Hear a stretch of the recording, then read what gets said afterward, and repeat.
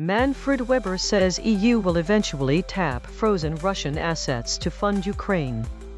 In a candid interview, Manfred Weber, leader of the European People's Party EPP, affirmed that the European Union intends to harness frozen Russian assets to support Ukraine, even though a consensus was not reached at the recent EU summit.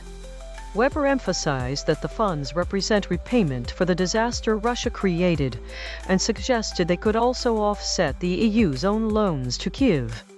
The stalemate emerged when EU heads could not persuade Belgium, home to the bulk of the blocked Russian wealth, to release the money for Ukraine's war effort.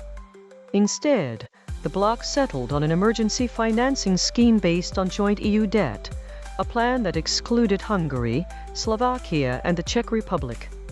When probed about using the frozen assets to cover the Euros 90 billion loan pledge to Ukraine, Weber reiterated his belief that Russia must ultimately bear the cost of its aggression.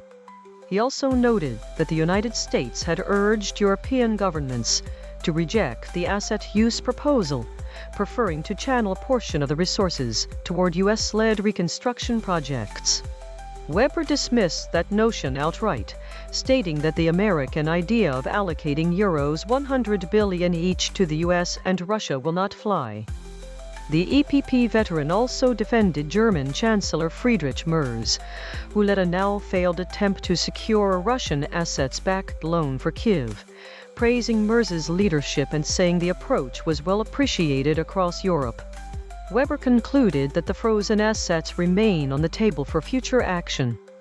The EP, the largest political family in the EU, wields considerable influence in both the European Parliament and the European Council, with President Ursula von der Leyen and many of her commissioners belonging to the party.